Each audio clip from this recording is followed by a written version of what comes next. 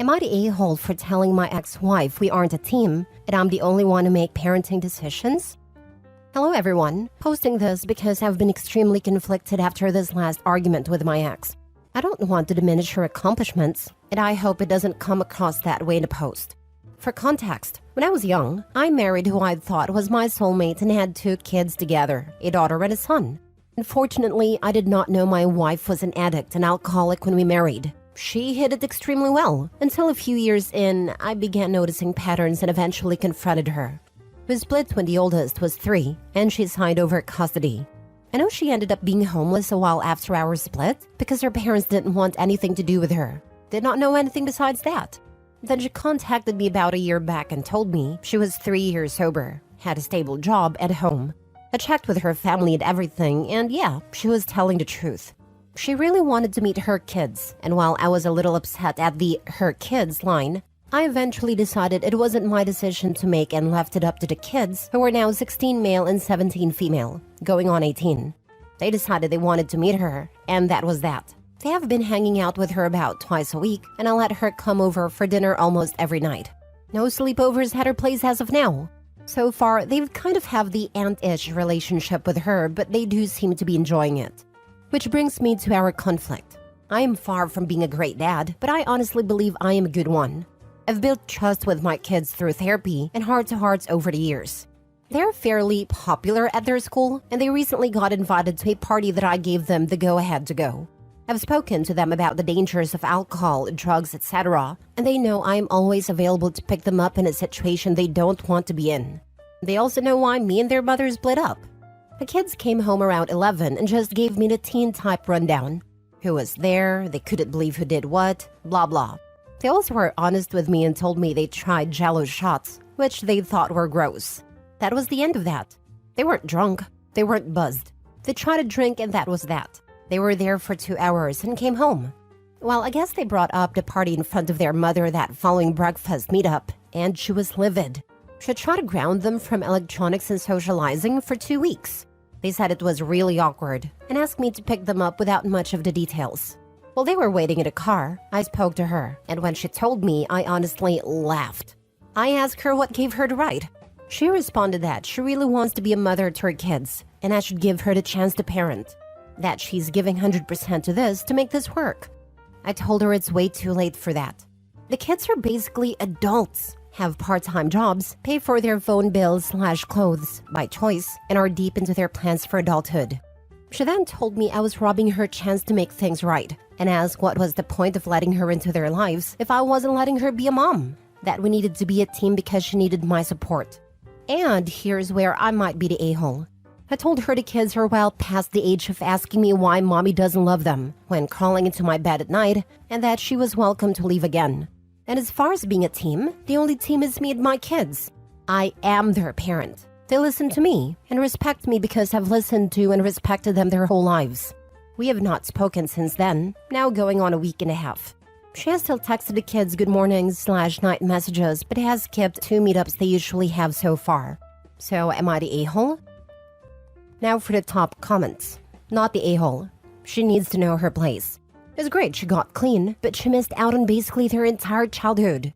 She now needs to accept she won't have that mother/kid relationship with them like she wants. I agree. I just don't want this experience to kill the effort she put in. I do believe she can have a relationship with the kids, and they also seemingly want some type of relationship with her. But they aren't kids. My daughter is hoping to study abroad in Germany because she wants to move there. This is past the dreamer level because she's put a lot of time into it already and has her scholarship applications planned out. I think your last interaction with her warrants a text to her to discuss things. While it's impossible for her to mommy to her children, it is still possible for her to be mom to her adult children if she builds her relationship the right way. I'd focus on burying, but not forgetting the past, and do not screw up the future over it. I have friends who have similar stories to your children, and they were able to salvage a relationship with a parent after many years of them not being around. They would say, my dad may not have been there for the first 10 years, but for the last 20 he has been nothing but supportive and loving. I know this is stupid, but this made me bawl a little. I truly want my kids to know even just 1/10 of the woman I knew. If she can become that woman for them, I'm for it. I just hope I'm not in the way. Hey, you're honest. If you haven't put in the work and been there, almost adult teens don't need you getting involved. And it doesn't matter how much you want to participate, if it's your own choices in life that made you lose that relationship. Not the a-hole. Like I mentioned in the post, I don't want to discredit her. She knew I wasn't going to let some freshly sober stranger around my kids.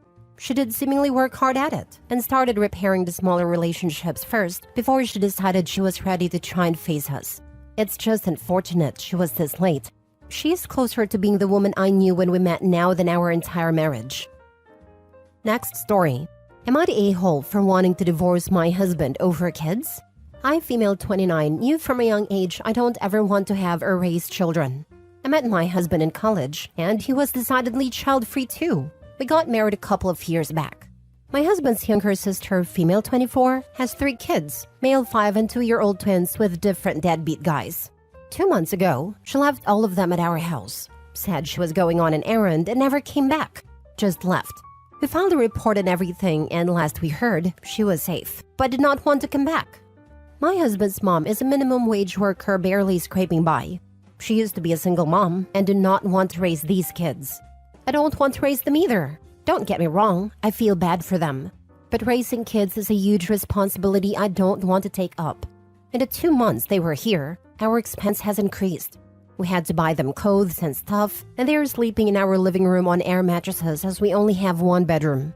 I had to work from home and look after them because my husband cannot get work from home, and daycare for 3 is expensive. It has been really rough to say the least. CPS did get involved and asked us whether we want to keep the kids or not. I do not. I thought my husband would be on the same page, but he wants to keep the kids. CPS has asked us to decide quickly and make necessary changes. Get a bigger home for one. My husband and I have gone back and forth on this. I cannot live the next 16 years like this. Raising kids is hard and expensive, but he wants to be there for his family, which I get. So yesterday I told him I want a divorce, quickly, before he made any commitments and dragged me into it with him. He called me an a-hole for divorcing over kids, for abandoning him when he needed me. I told him he knew my boundaries well in advance, and this was a commitment, children, that he is unilaterally deciding on. Am I the a-hole? Edit. This is not relevant, but it is increasingly annoying when 1 out of 5 comments are telling me about wedding vows. We did not do traditional wedding vows. We do not believe until death do us part. Our vows did include not having children. Our vow was to stay together until staying apart made us happier than staying together will. Staying in a toxic relationship where you hate each other's guts just because you made a vow was never appealing to us. While some may think you're a hard person for your decision, you are not the a-hole. You had this crazy idea that you would get to remain child-free when you married someone who also wanted to be child-free. It's not like you're not agreeing on what temp to set the furnace or what color to paint the kitchen. This is about as huge as it gets, and he made a choice made, without caring about your feelings. I think he cares about her feelings. It's a horrible situation. He's right for stepping up though. Those kids have already been abandoned once by someone who is supposed to love them. Unfortunately, there is no right answer. Put the kids in the system is an a-hole move. Ignoring your wife's feelings and future plans is an a-hole move. He really has no choice but to be an a-hole in some way. He's choosing to put the innocent children above even his wants and desires.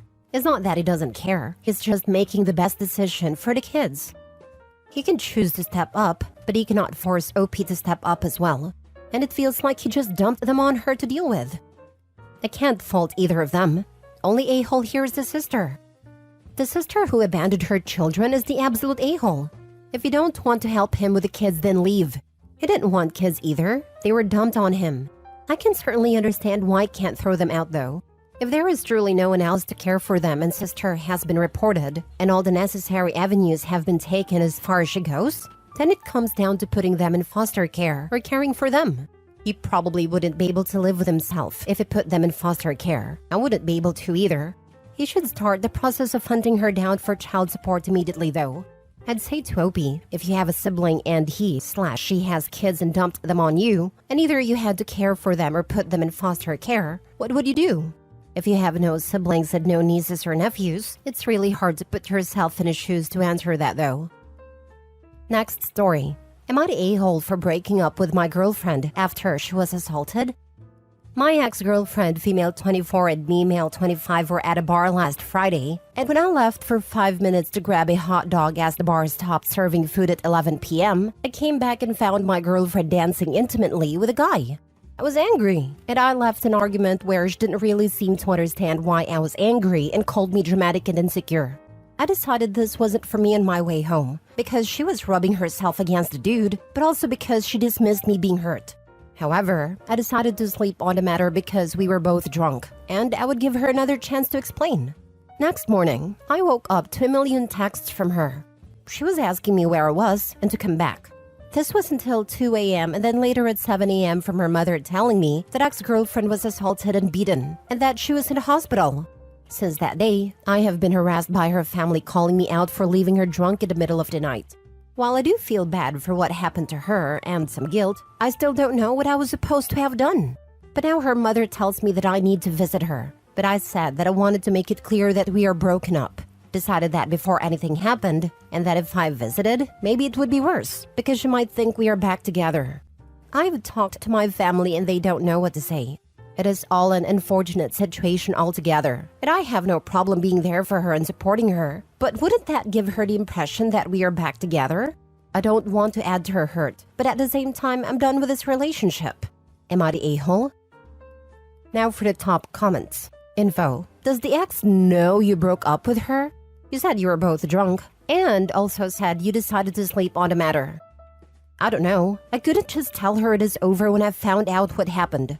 But her texts were angry, and she threatened to end it if I didn't come back. And the last one she called me insecure was. It was strange, because before I left, I told her I was going home, and that she could take an Uber home to her place because I didn't want to see her until we have sobered up. Have you showed her mom these messages? You need to break up with her. She completely disrespected and borderline cheated on you depending on what your boundaries were. Man, that title is really kind of misleading. Based on that, I was initially ready to throw out the YTA vote. But after reading it, what were you supposed to do? It seems to me that the relationship ended a few hours before she was assaulted. How are you to know that something so horrible were to happen to her? Nobody is at fault for her being assaulted except for the man who did it. Not the a-hole. I was asking if I should suck it up and be there for her until she's stronger. Then we can part ways. Nah, dude. Block the whole lot. It sucks it happened to her, but it is not your fault. And it's not on you to help her feel better, especially if it's just going to open more doors to her and her family berating you. If you haven't made it clear to her that you're not with her anymore, send her a text, then block. Last story. Am I the a-hole for not supporting my sister in having a baby? My female 32, sister Emma, female 29, has always wanted to have kids and be a stay-at-home mom. That's literally all she dreamed about. A big wedding, house, kids.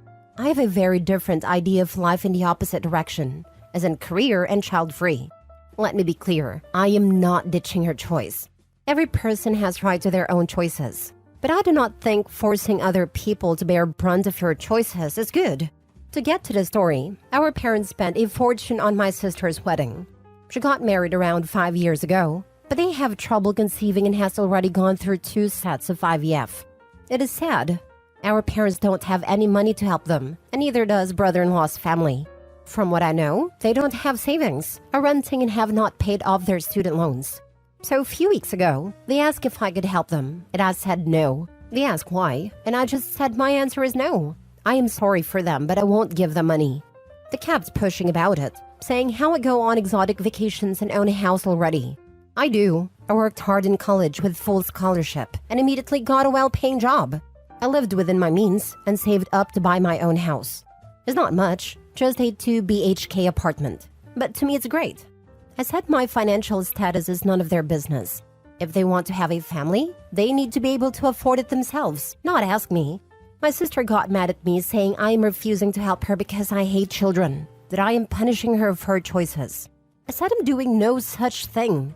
She is entitled to her choices, but I'm not obliged to fund her. She is really mad at me for not helping, and my parents are asking me too. They're saying no matter my choices, I should support my sister since I can. I'm still not on board since I believe only people who can afford kids should have them, and that I shouldn't have to pay for her choices.